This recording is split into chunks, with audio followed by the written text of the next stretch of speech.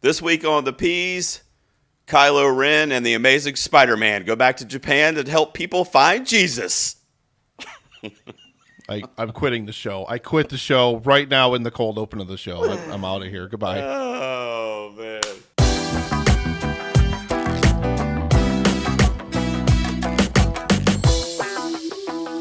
Ladies and gentlemen, welcome back to another episode of Two Peas on a Podcast, where we review the latest and sometimes greatest movies every week. Gerald here with you, and of course on the other side, the other Jesuit priest that is coming along for this duo this evening. Nick, how are you, my man? Hi. Hello, hello. Gerald, what did I do to us? Man, this was my fault. Deep film. This was my fault, Gerald. This was my fault. Fault's one way to put it. It was a movie that was a blind spot for both of us, but Nick, it landed on Nick last week when we spun the wheel, and he chose Silence from 2016, the Martin Scorsese film starring Andrew Garfield and Adam Driver, Liam Neeson, and others. And we're going to be talking about that tonight. We're going to do that for our Roulette review this evening, and then we'll get back out to the theater for next week's review of Dumb Money. But before we do that, Nick, we start every episode with one big question, buddy. You gotta ask yourself a question. I have a lot of questions. Number one, how dare you? Mm-hmm. How dare you indeed pick Silence for this week? All right, man, I got a question for you that I kind of thought of that's vaguely attached to the movie. It's not really directly related to the film in any way, but it just kind of made me think of this question. It's a question that I've asked people in the past, and I've never asked you. So I'm curious what your answer will be. But my one big question for you this week, Nick, is if you could travel back with a close friend of yours, just you and your best friend, one of your good buddies, or whoever you wanted to take with you on this journey, what time period or what era would you like to travel back to and explore? What time period? I don't know. Probably pre people. I don't even know. Oh, wow. I don't even know. And I think it would just be kind of unique to just like observe. I think it would be really interesting to go back to like certain periods in history and like observe if that makes sense.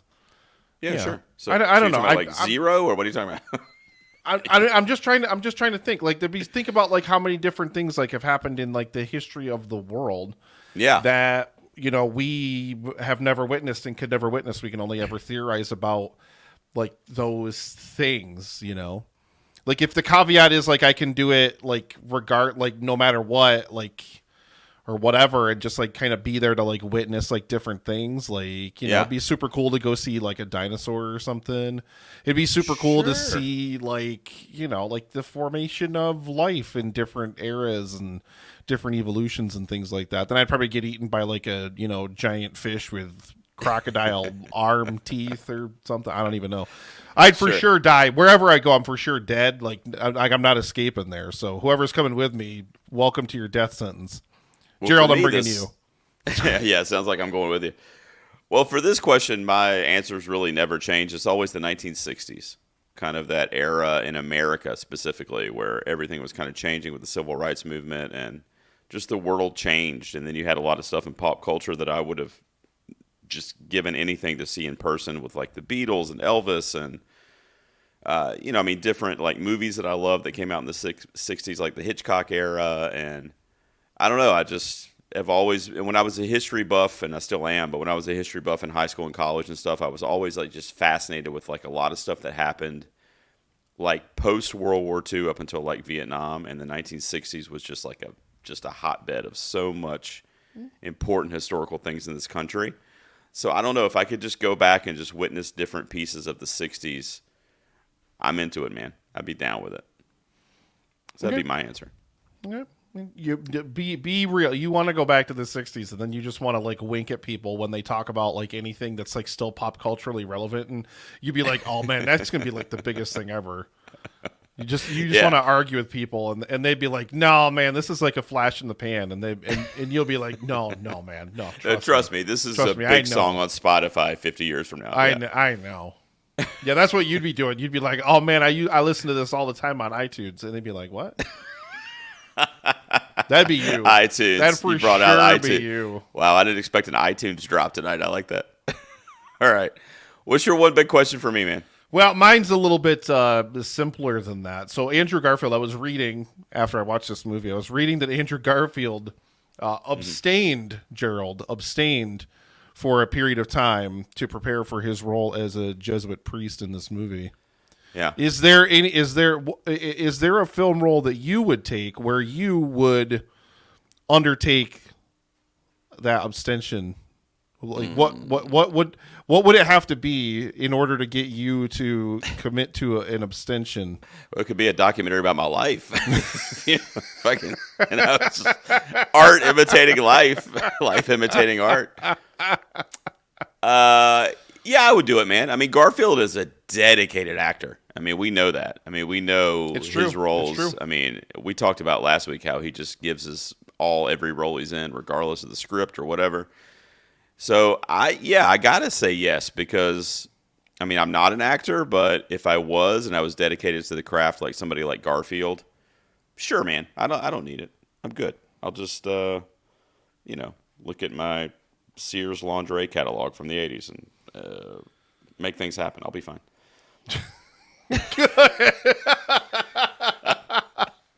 I don't know if that's better or worse for Yeah, I those don't either. purposes. I don't. You hit me with it though. You hit me with the abstinence question. Wow, I didn't expect that. All right. I had to. I was trying to think of because I mean, there's a lot of, and I guess we'll talk about it when we get into the movie proper. There's too many kind of big, weighty, like existential kind of questions you could ask, like generated off of a movie like this. And I feel like I've done that. So I feel like instead I'd be like, Gerald, could you be down to not get laid for a while to prepare for this film role? Right. Or any role, whatever it is, no matter what it is. Well, it's heavy. It's heavy. Yeah. For sure. And the movie elicits those types of questions, so I get it. Yep. All right, so we're going to be discussing 2016's Silence tonight in the Roulette Retro Review this week, chosen by Nick himself. All right, so we spun the wheel. If you're a patron of the show, you get to pitch a movie into the hat for us to draw when we spin the wheel. This time around, it landed on Nick, like I said, and he chose Silence for us. Directed by Martin Scorsese. And before we get into it, before we start talking and breaking down the movie, Nick, we always give our score out of 10 up front. We have not discussed this with each other in advance. This is our individual scores out of 10 after seeing the movie. Roll the sound clip. Damn it, this always happens. I think I'm going to score and then I never score. It's not fair. All right. I'm interested to see. It's not fair. See, that would be you with the abstention. You'd be like eventually going on like a tirade, be like, I played this movie role years ago and it still just hasn't happened for me. And why is this still happening? Yeah. Just the sadness that you would experience. I am interested to see how this one hit with you, and we'll get to talk about it. But first, let's give our score, Nick. Here we go. Count us in, man. No, I refuse. 0, 2, 5, 9, 18, 44, 5 out of 10. 8 out of 10 from me. 8 out of 10. And I cannot do that math. 8 out of 10 from me, 5 out of 10 from Nick. That's a 13, Gerald. So divide that in half. 6.5, is that right? My favorite part of the show every single week is your absolute struggle to complete second grade mathematics. Every single week. It's a 6.5 from the piece, cumulatively 8 from me, 5 from Nick. All right, I'll start.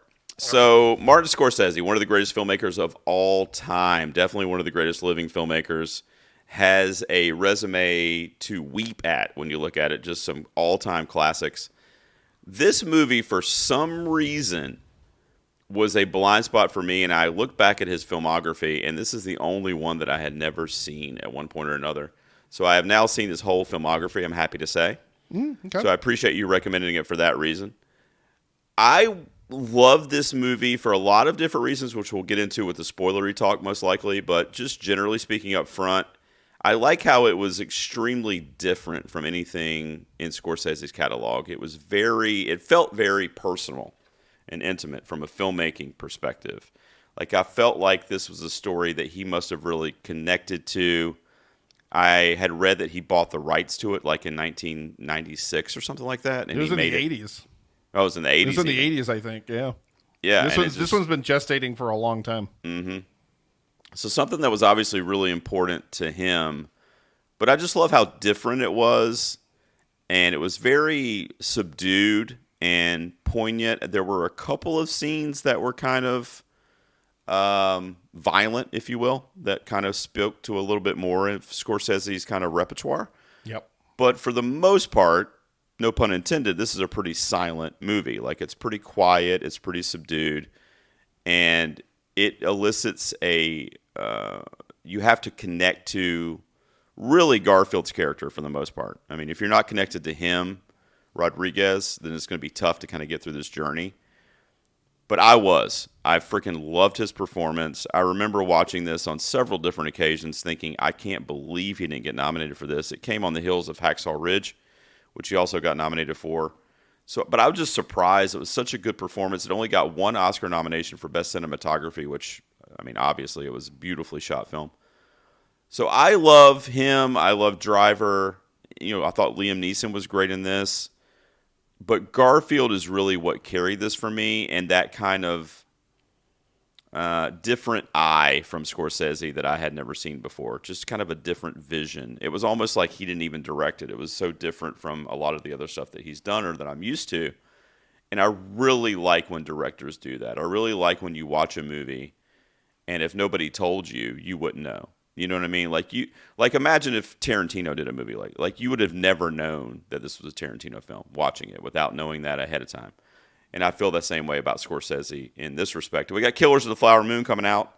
Not sure what to expect with that, but I don't know if that's going to be more silence or if that's going to be more, Departed, Goodfellas. I'm not sure, but I love this kind of one-off in Scorsese's catalog here. You were not obviously as big of a fan of it, so what do you have to say spoiler-free about silence at the top? Well, we can only hope that Flowers of the Killer Moon is not as bad as Goodfellas. I mean, I'm really, really hoping for that.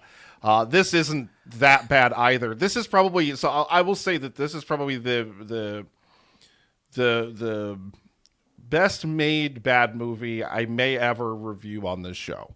It is phenomenally well made. It's phenomenally well directed. It's meticulously directed. It's like you said, Scorsese very much obviously had a very personal connection to this material and really wanted to shoot it in a certain way. Cinematography is gorgeous. The performances are incredible across the board. Like absolutely, absolutely full stop. I can't invest in it's just you ever watch that movie and maybe you respect the craftsmanship of it, maybe you respect all of the really, really great things about it. And I'll talk at length during this review about all of the wonderful things, all the good things in this movie. But I was raised Catholic, okay? Little context for me. I was raised Catholic. And as a result of being raised Catholic, I am not like a practicing Christian at all. Like I'm just not. And this material does not connect to me in any way whatsoever. Like legitimately, like I've got some major gripes with a couple of different points in the film. But I mean, I'm not on board with the journey that Rodriguez and Garupe go on in the film, like to begin with, like being Catholic missionaries or Christian missionaries or whatever, going to Japan to find their mentor or whatever. I cannot connect to or resonate with this material on any fundamental level. And so, like, my score is a 5 because for people like me, I do not recommend this movie. From a craftsmanship standpoint, you're going to enjoy those aspects of it, but you're not going to get anything out of it. At the end of the day, you're going to be like, that was 2 hours and 40 minutes I spent watching that thing.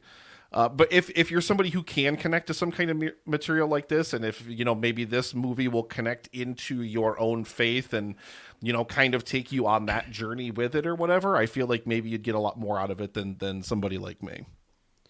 So we're going to go ahead and peel back the spoiler wall because I want to kind of touch on what you talked about there, but that'll kind of lead us into talking about wherever you want to go when we're talking about Silence here. So going forward, guys, if you have not seen Silence from 2016, come back after you've seen it or skip ahead to the next segment on the episode. So to kind of piggyback on what you were saying there, Nick, I am not religious at all at this stage in my life. I would say, to give people a little background, kind of like what you did, my grandmother was a devout Catholic. I mean, she was borderline second cousin to the Pope. I mean, she was like, just full blown. And I grew up Catholic as a kid.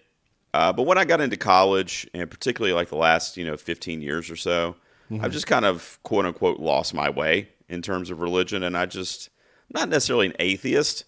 My wife is, but I'm not. I mean, I feel like there's something out there. Who knows? I don't know. I don't know. Basically, I just kind of throw my hands up like, yeah, there's probably something out there, but I'm not going to know till I'm dead probably. So it is what it is. So I didn't connect to this material either on a personal level. I didn't connect with it like I get what these guys are doing, and I appreciate the missionary work, and I want people to find Jesus. Like, I didn't come at it from that perspective. But looking at it as just a movie, I did connect with it through Rodriguez's eyes. For me personally, like, I really felt his kind of pain and his desire to accomplish this goal and to be steadfast in his beliefs, because you could really fill in the blank there with anything. It doesn't necessarily have to be Christianity or even religion. I mean, anything that you're, serious about, or a goal that you're trying to reach in your life, or somebody you're trying to convince of something or whatever. Yeah. So because of Garfield's performance, like, I'll just tell you real quick, and then I'll flip it back over to you. But like and this is a long movie too, by the way. That's one of my points off for this. Really, I didn't feel like this needed to be 240. Like this, we could have gotten there a lot quicker. You know what I mean? But the first like hour or so of this movie, I was kind of like, I almost texted you like, I hate you. Like, what the fuck is this? You know what I mean? But something happened, and I watched this late at night on like Tuesday night or something. I rented it on Amazon Prime, and I was by myself in my living room, and something happened after that kind of halfway mark where Rodriguez was kind of like on the run almost, like he was in hiding, and they were about to get him, and then they did capture him, and he was prisoner, and all those scenes in the jail that we got in the last half of the movie. Like, I just was so invested in, was this guy going to get away? Was he going to escape? Was he going to convince these people of his beliefs? Like, I don't know. I had to know. And I really feel like it was because of Garfield's performance and Marty's direction. I mean, I really do, because the first half of the movie, I was checked out. And then just something happened where I just had to know where it went. And I became so attached to particularly Rodriguez and his journey. And then some of the things that Marty showed us on screen, some of the imagery and some of the scenes that really spoke to me, I loved too. And we already mentioned the cinematography was top tier. So, yeah, I don't know, man. I mean, I'm with you as far as not connecting with it on a religious aspect, but I really was a believer of what they were going through in the movie. They really convinced me as an audience member. Yeah, and I don't know if it's my disconnect from faith that kind of kept me from really investing in that. But I mean, a lot of the movie is, this kind of like simultaneously they're searching for Ferrera, Liam Neeson's character, while also kind of simultaneously connecting with this kind of underground Christianity in feudal Japan, where there are, Christians are persecuted, obviously, and whatnot. And he seems like, for me, his character is so steadfast in his faith, literally like the entire time. And for me, his character is so like devout in his faith. Like, I don't know, like for me, and I mean, to kind of get to like the climax of the film, I mean, right away, like at this point, but like for me, I don't necessarily buy him like bowing. I don't buy him suddenly capitulating into like this life of serving the Inquisitor and damning other Christians like, who are hiding, like, helping them investigate like all these different things, and et cetera, et cetera, et cetera. I don't necessarily think I buy the transition from like him being the devout Jesuit missionary into where he's under the Inquisitor's boot, if you will. Right, but I don't think he isn't. I don't think he ever lets go of his faith. I think like the ending of the film is pretty clear in that regard. Like he obviously still like holds his faith in that regard, but like I think he lived in torture from that point on. I think he really lived in, his religion and his beliefs were like within himself, and he shared it with very few people for fear of obviously, what would happen. Obviously, I think his wife probably knew. She gave him the cross at the very, very end that he was holding in his tomb or whatever. So she probably knew. What was the young Japanese guy that kept showing up? And Kichijiro. Yeah, kept helping him throughout the movie. Maybe best he performance, knew. by the way, best performance, and nothing against Andrew Garfield because I loved his performance, true, but best performance in the movie was Yosuke Kubozuka. I think I'm pronouncing that incorrectly, but fantastic performance. I agree. Easily the best performance of the movie for me. It doesn't get nearly the screen time that Garfield does, but like you mentioned, Garfield not getting nominated for like a Best Actor trophy for this, but like where's Kubozuka's nomination for a supporting, because definitely deserved, absolutely deserved. I could get on that board, or absolutely get on that train with you for sure. I thought it was a tremendous performance, and he plays kind of that unsavory guy that cries wolf or whatever, and you don't want to trust him, and then comes around to be a sympathetic character by the end, and. Just a great performance all around. You're right. But what I was saying is, I see it as Garfield kind of like succumbing to the odds that were against him to save the other believers in that city or in that area, because he just kind of had to fold. And also one thing that got me too, Nick, was like how I felt how much it must have hurt Rodriguez to do that, to step on the face of Jesus and to basically renounce his whole life, essentially, and what he's been, missioning for and what he's been believing in. And literally his whole heart and his whole life has been, promoting the gospel of Jesus. And he had to basically renounce it in an effort to not continue to have these other believers, perish, or even worse, just continue to be tortured because of what he believes. So he made that sacrifice, much like people in that faith believe Jesus did those type of sacrifices as well to save others. And one of the most powerful lines in the whole movie that really got me, man, was when he was in jail and the other Christians were like in the pit being tortured, and Liam Neeson comes to him. He's like, "Look, dude, like, you can't win this." I mean, I'm paraphrasing, but he's like, "You can't win this. Like, you can stay here and you can pray, but if you're going to do that, pray with your eyes open."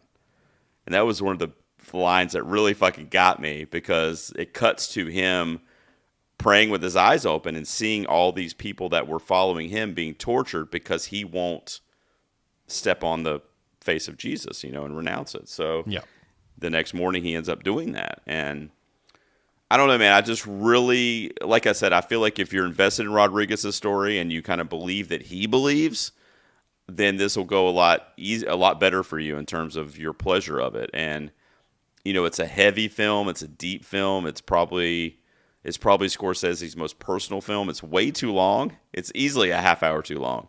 I think we'll probably both agree on that. But I liked it a lot more than I thought I would after the way the first hour was going.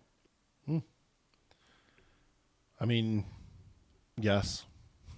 Funny enough, you say it's a half an hour too long. You say it's a half an hour too long, but I was reading there was another adaptation of this book made back in the 70s that is a half an hour shorter than Scorsese's version.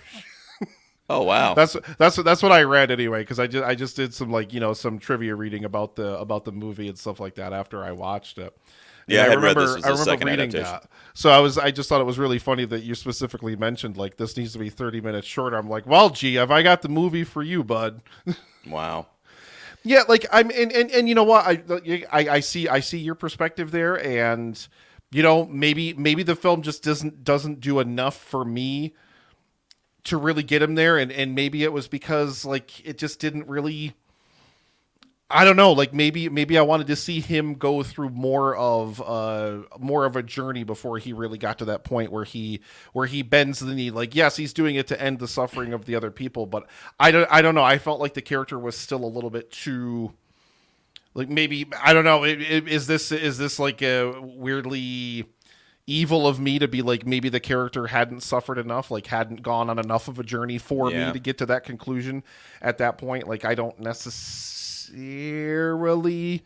I don't know. Like, I mean, it's funny. Yeah, it's funny that it's 240, and I'm kind of saying it should be shorter, but I guess you're right. I mean, because it does kind of speed along a lot of those weeks and months that they were, hiding, and they were underground, and they were, you know what I mean. So it does seem. And I would have lot. liked to like. I felt like there's a scene in the movie, like he's with Garupe, who's Adam Driver's character. It's the two of them together hiding in this village for a time, and they're going to all these different places and meeting all these different Christians who are in hiding because they're being persecuted and things like that. And then it becomes dangerous for them. Ichizo gets captured. That's like the leader of the village that they were staying at or whatever. And like a bunch of them get like tortured, like hung on crosses out in waves and stuff like that. Man, people are brutal, nasty. So like all that stuff like was really, really good. And then like they say that, like, okay, we're separating out Garupe and Rodriguez, and they're going to go their separate ways. And I expected, or at least hoped, or maybe thought the movie could have explored a little bit more. And we can touch on more. I don't think the movie needed to be longer. I think the length of the movie could have worked fine in its favor if you restructure parts of it or whatever. And I'm not Scorsese, believe me. I'm not gonna say I know better than the GOAT here, but I felt like once they separated the two of them, they kind of smash banged right into him getting captured, like right into Kichijiro betraying him. And like him getting captured. Like I don't know. And maybe there's like a mirror, maybe there's like a parallel to like Jesus and Judas and that whole thing there. I'm sure that there's like those religious parallels and stuff like that they're trying to draw in there as well. But I don't know. Like that to me seemed like pretty quick. And I don't know. I would have just liked to see more of that development of his character, like going through that journey. But even to supplant that, like even moving that aside, how do you feel about the epilogue of the movie? I guess we'll call it. It's kind of an extended epilogue, but it's basically the epilogue of the movie. Once he renounces his faith, once he steps on the little carved relief of Jesus or whatever, and renounces his faith and everything like that. How do you feel about the epilogue of the film? What plays out in the film from that point forward? I mean, I was okay with it. Are you talking about with him and Liam Neeson, like, kind of working together? And I don't know if it was the emperor necessarily, but I don't know what they called it back then, the Japanese government or whatever, to make sure there was no Christianity. And I think no it was Christian just always influences. meant to be like that Inquisitor guy was always like the leader of like the local area that they were in or whatever. I don't think they ever really explored like the larger, Japanese government at the time. I think the epilogue did a lot to kind of wrap things up, and it did it somewhat quickly, but it was like, it also gave us little caveats in there that led me to believe that both Liam Neeson and Garfield were both still firm in their Christian beliefs, and they were just kind of faking to survive, and so that all these other people wouldn't be persecuted on their account. So I thought the epilogue kind of served that purpose too. Like, there's the one scene where they're picking out the Christian memorabilia or whatever to make sure it's not infiltrating the city. Mm-hmm, yeah. And Liam Neeson's character says something about our faith or something like that. And Garfield calls him out and he's like, our faith? Mm-hmm.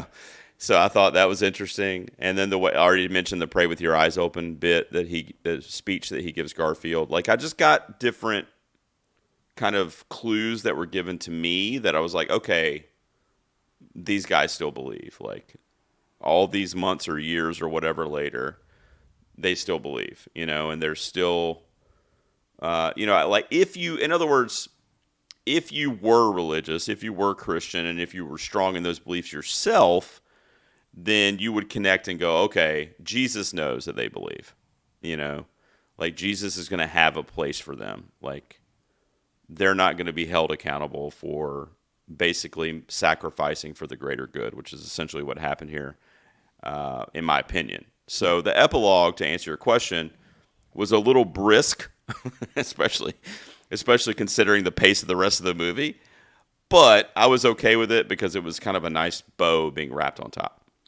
See, I really, and I think this is probably what dipped my score into a not recommend versus a recommend for me. I mean, like I said, it's if you want to watch a film that's really well crafted and really well acted, it's definitely a watch. But I think the epilogue falls flat on its face because it takes the movie away from Rodriguez.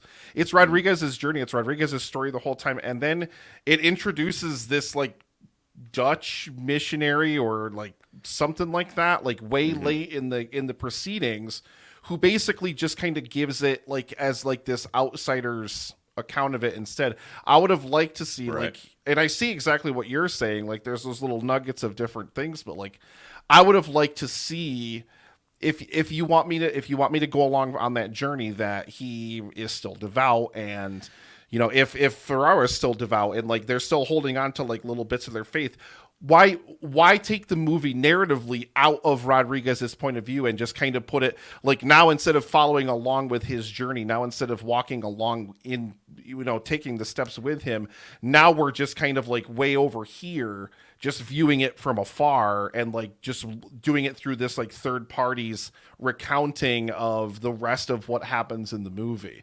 Like I would that say, for me, I really soured me on like I said, like the epilogue aspect of the movie, to where I don't even like, for me, the movie ends when he renounces his faith. Like for me, because I don't believe for a second, even when he renounces his faith, that he ever truly 100% renounces it. And the epilogue just only confirms that. Like, I feel like he was like too devout, like in everything, to where like he would have seen the value in stepping on the relief, in renouncing his faith to save other people. Regardless, like he would have seen like the sacrifice in that and the value in that, and think that was worth it. Why the epilogue at all? Like really, and why take the film narratively away from Rodriguez's point of view and not follow along with him after that? I think, I don't know. Like you said earlier, I'm not Scorsese, believe me. And I didn't write the book, which is one of the greatest books ever, or revered to be one of the greatest books ever from a religious perspective. But I imagine, or in my mind, it's because in that epilogue portion, they wanted to take the POV away because it kind of increased that mystery to where we don't know if he still believes or not. So if he was the one kind of continuing the story and still going through the POV and the narrative, then we're going to see point blank where he stands, because it's going to be through his eyes. But when it took that narrative away from him and gave it to someone else, then it's kind of like gives that ambiguity where it's like, we're waiting to see, like we're waiting for that moment, like, okay, when's this dude going to shut up so we can find out, like, does he still believe, or did he really, buy into whatever this Japanese culture is or whatever. So I think maybe, I don't know, but I think maybe that's why it worked for me, at least, because it did add that element of kind of mystique to it, where just for a split second you were kind of like, I don't know, he's got this nice wife, and like they're giving him all these riches, and especially from someone that's not religious. Do you know what I mean? Like I could easily be like, okay, well, but if you're deep rooted in that Christianity and in that faith, it would be a lot harder for you to accept that, obviously, because you'd be renouncing, those beliefs. So I don't know. Just to kind of retort on what you were saying there. Of course, I'm not entirely sure if that's the reason, but that's the way I kind of looked at it.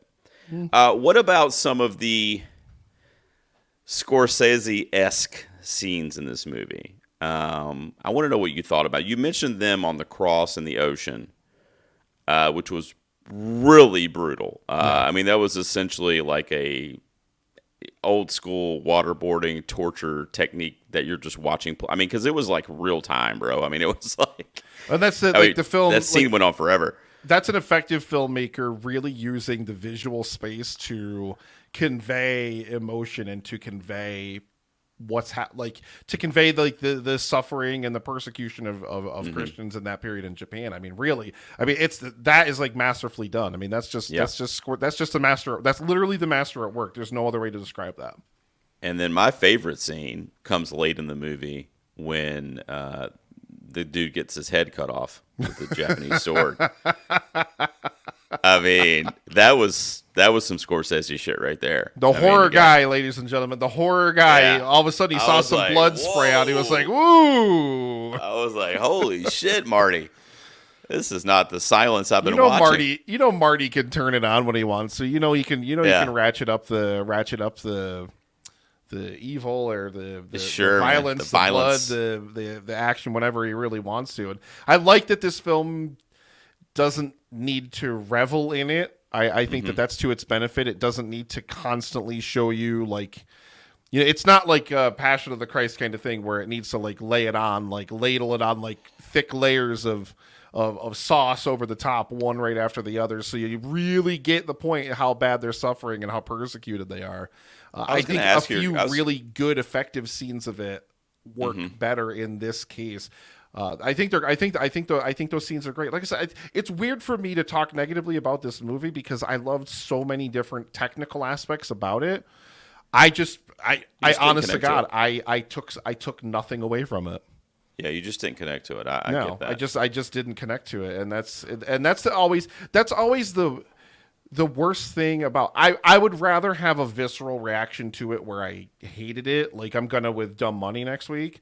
I'd rather have a visceral hatred of a movie or something like that, so I can at least react to it or whatever. But this movie, I can recognize and understand and respect and love the hard work and craft that clearly went into this. How personal this was for Scorsese, the mastery of the performances, the dedication of the performances. I mean, Garfield spent a year closely studying being a Jesuit priest with an actual Jesuit priest. And he and Driver and Liam Neeson all lost a whole bunch of weight for this movie so they could be really emaciated looking. And the dedication, I may not ever do that kind of thing myself in terms of acting and dedicating myself to that kind of a thing or whatever. But I could certainly see their dedication to their craft and just the absolute mastery. I mean, again, we talked last week about this a lot with Under the Silver Lake with Garfield, about how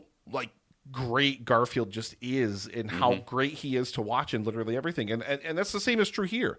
He's easily one of the best parts about the movie. I mean, like I said, I think that Yosuke Kubozoka steals pretty much every scene he's in. I think he's phenomenal, but that doesn't take away from how great and how investing Garfield's performance is in this film. I mean, has Garfield ever made, not has he ever made a bad movie, because Amazing Spider-Man 2 is a thing, but has he ever given a bad performance? I think we tried to answer that last week, and I think even more so, no.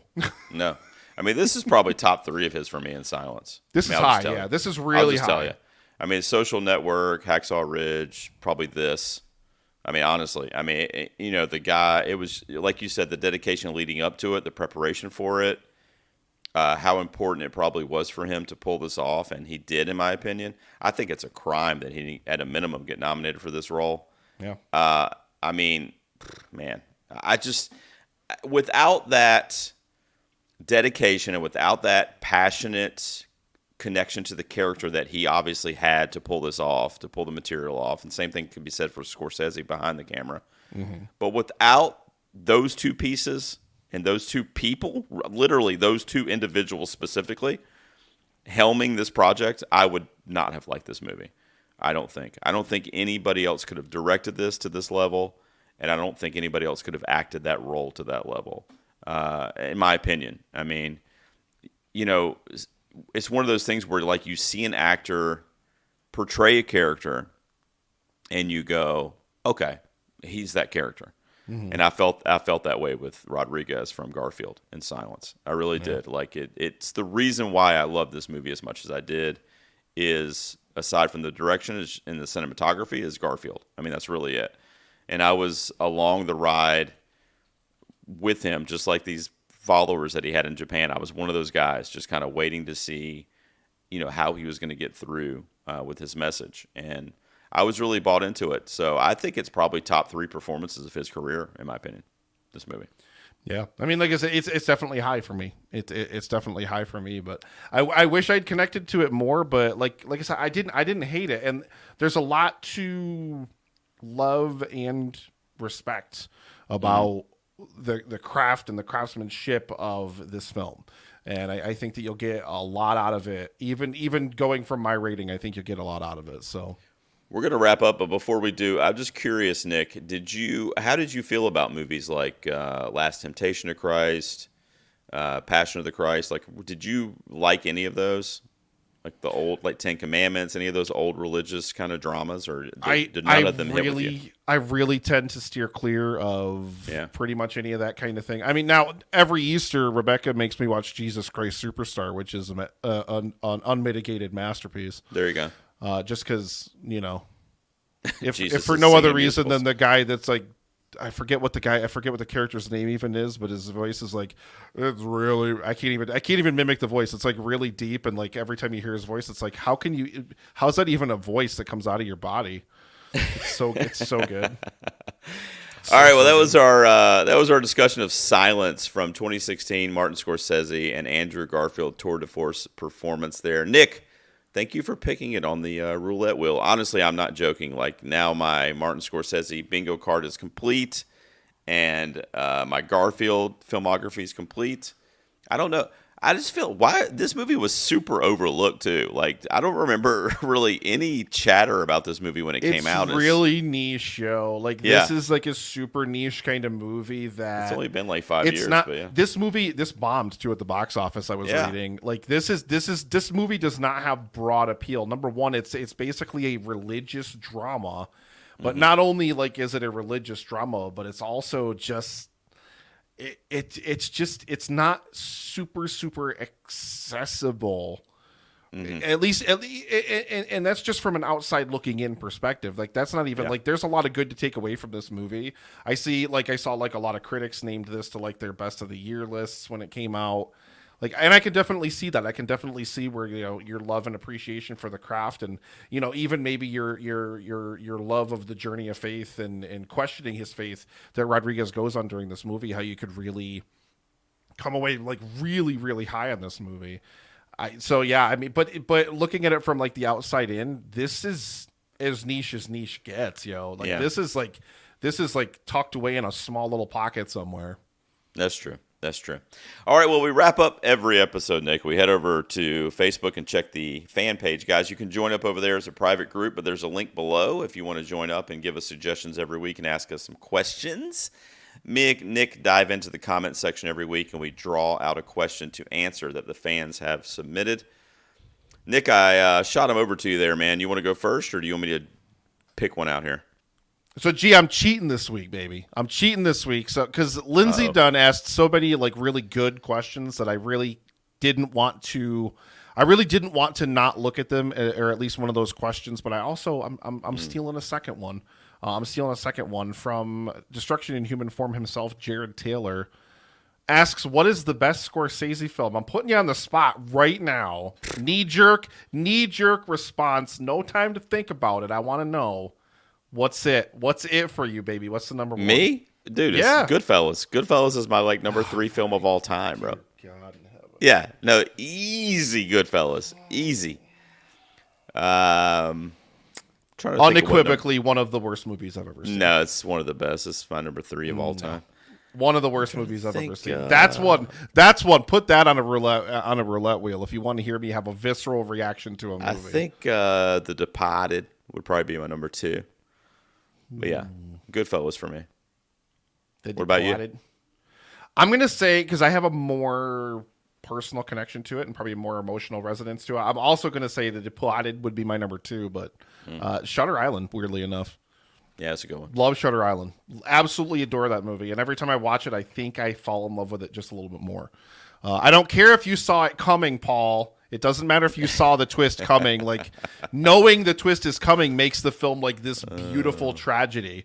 Like, it makes the film 20 times better once you know the twist of Shutter Island. It makes it like 10 times better for me, because now rewatching it, I get to like uncover and explore all those different layers. Masterfully made, extremely, extremely, extremely well done. Not Goodfellas, please, for the love of God. Love Goodfellas. Anything but Goodfellas. Nope, that's my number one. All right, my turn to pick a question, or you said No, you had another one, right? I got to sneak in here with one of Lindsay's right. questions. So I think we kind of touched on one of her questions during the conversation. She asked, in what ways does the movie position Rodriguez as a Christ figure and as a Judas figure? And I think we kind of answered that a little bit. You know, with I really think that Kichijiro definitely is positioned as a Judas kind of character in the film. And I mean, we see the different, for lack of a better turn of phrase here, and I'm so sorry for this, but the crosses that Rodriguez has to bear to break him, to get him to a point where he would be willing to renounce his faith. So I think we touched on that one, but I wanted to specifically answer this question because she asked this question: of the three priests, which of them acts most priest-like from your understanding of priests? And I think for me, it's Garupe. You know, I think, and that's maybe more of like my take on and my feelings about religion influencing that kind of thing in there, because, you know, I feel like he's a lot more passionate in a lot of ways than Rodriguez. Would you agree with that, or would you disagree with that? I feel like he's more outwardly passionate. Maybe not more devout, maybe not more passionate about his faith, but more passionate in his actions. And that's more my experience with it and my understanding of it. I get what you're saying, because Rodriguez. he's much more, he'll be much more vocal throughout the movie too, when he like disagrees with something, and Andrew Garfield's character is much more like, you know, kind of chill, bro. You know, and Garupe is much more like adamant about his take on whatever they might be discussing. I don't know. I would say weirdly maybe Ferreira, though. Yeah. To answer her question, because it's either Ferreira or Rodriguez. But I mean, Ferreira he was the first one that did essentially what Rodriguez had to do, right? So he had to make the ultimate sacrifice by renouncing that faith in an effort to save the masses and for the greater good, and had to live that lie, if you will, even longer. Which is that your direct like Christ correlation too. Yeah, I think that mirrors ultimately a lot. Christ is crucified to save mankind. Right. Like, you know, that's your like really direct kind of overt correlation to Christ there as well. So to answer our question, I might say Ferreira, but I get what you're saying about Garupe too. I don't know. I feel like he's a little more bitter in a lot of ways. Like when decisions are made, like he doesn't want to be underground he doesn't think they need to be under there, and he's kind of foolish about that. And there's a couple other scenes in the movie where he disagrees with, you know, one of the choices that's being made, and he'll be really vocal about that and kind of come out and say. And there's even one scene where he's like, "I wish I had your patience, you know, to accept these things or whatever." So, I mean, I don't begin to know what it goes into being a priest, but in my mind, I guess because Ferreira kind of mirrors Jesus' story a little bit more, that would probably be my answer. Yeah. And she asked, like, I mean, it was just a wild coincidence, Lindsay. I mean, we watched Under the Silver Lake last week, and I just honestly, like, I was on a Garfield kick when the roulette wheel landed on me, and I was just like, you know what? I know I haven't seen this movie of his. I've seen most of his filmography at this point. And it was wonderful that it turned out to be a blind spot for you, and it's Scorsese on top of it. So this was a tough one for me. So the question I'm going to grab out is the best director-actor duos. There's a question thrown out from Kayla McCoy, patron of the show. I love Kayla. I'm going to actually stick with Martin Scorsese. I could say De Niro, which would also be a good one, but I'm going to say Leonardo DiCaprio. Yeah. Every movie that he's in with Marty, I freaking love all of them. I mean, I haven't seen Killers of the Flower Moon yet. That comes out next month, but that'll be another one. Wolf of Wall Street, I freaking loved it. We already talked about The Departed. What else? Shutter Island, you mentioned. The Aviator. Yeah. Gangs of New York I loved with Daniel Day-Lewis. Yeah. He just does a lot of good stuff, and he is always so committed in those roles. Like Leo's a great actor. Like, make no mistake. Like, I don't care what movie you're talking about or whatever. But when he's in a Scorsese movie, there's an 11 on that dial that he turns it up to, and he really, really goes there. And I thought he was good in The Revenant, but I can't believe that's his Oscar. With some of these movies that he's been in and some of these performances that he's given. So Legit, that'd be it for me. And I love him. I love Leo so much. He's one of my favorite actors, literally, of all time. But dear God, why that movie? I know why. The best part of The Revenant is it Lubezki? Is that the cinematographer for that one? Is Lubezki's cinematography? Like, it's unbelievably beautiful. It's incredibly shot. It's a beautiful movie, but not Leo's best. It's like it's Leo on his hands and knees in a giant bearskin outfit, begging and pleading with the Academy to please give him an Oscar. It's exactly what that's all it feels like. I feel like Hardy's better in that movie than Leo is. A lot of politics in that Leo one, in sure. Leo in Revolutionary Road. That's Leo's best performance for me. Still. Yeah, that's a good one. He's so good in that. Me, I'm gonna. I hate to do this. I hate to do it, but I have to agree with you 100%. It's Leo. It's Leo Marty, man. It's Leo and Marty. It's and that's the Shutter Island of it. That's the Departed of it for me. And I haven't even seen like all of the Marty and Leo crossovers. Gangs of New York's another one that I definitely absolutely love. Like, I've never seen Aviator. I've never seen Aviator. That's one of the ones I haven't seen. That's a good one. Yeah, like, I mean, like, they've done so much great work together. I really think that Scorsese has consistently and continually think a great Leo performance is Shutter Island is another one, like another really, really, really great one. And I think Scorsese pulls greatness out of him every single time. It's like you said, that dial. I hate that I just literally just said exactly the same things you said, but you already said it better than like I ever could have, because it's all true. It's all right there. Dials at 11, baby. Yeah. I concur. I don't know. Yeah, I'm excited for Killers of the Flower Moon too for that reason. I mean, I've heard some great things, but I mean, even if I hadn't heard one whisper, I mean, when DiCaprio and Scorsese get together, this is going to be something special. So we'll be covering that one on the show at the end of October. I'm looking forward to seeing that one when it finally hits theaters. All right, man, that was it for our discussion on Silence from 2016. Next week on the show, Nick, we're going to go back to the movies. Finally, we had a couple weeks off where we watched some patron picks, etc.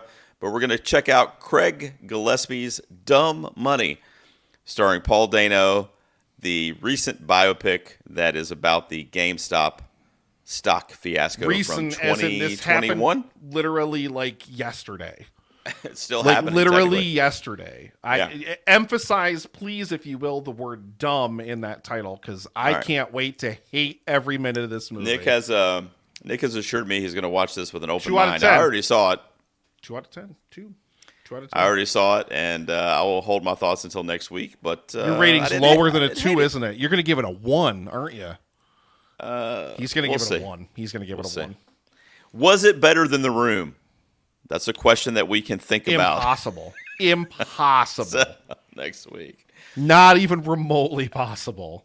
All right, guys. Until we get together next week and talk about Dumb Money, I want to thank everybody for tuning in. Check the show notes. Follow us everywhere. Do all that stuff. Nick, I'll talk to you next week, man. Get your put some money in the GameStop stocks and then go see the movie and then get back. It's not going to do me any good now, is it? You never know, man.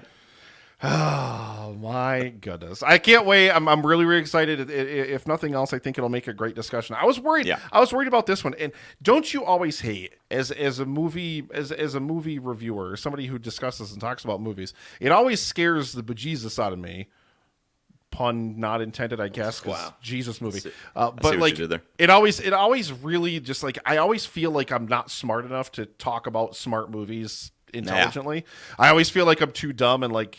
People are going to say I didn't get it or like whatever. Like it's always the thing. It's always the thing with me. And I think we did a good job. I think we had a great discussion about it. And I really love that you enjoyed it as much as you did. I came away with it really, really enjoying a lot of aspects of it. And Yeah, I get it. Yeah, I thought it was a great discussion too. I mean, when I go into these talks, man, it's like what I know. Like I don't know quotes from the Bible that were used. I don't. And he doesn't you know what I mean? know like second grade math, folks. I don't. I don't even know what our score we gave this. I still haven't decided.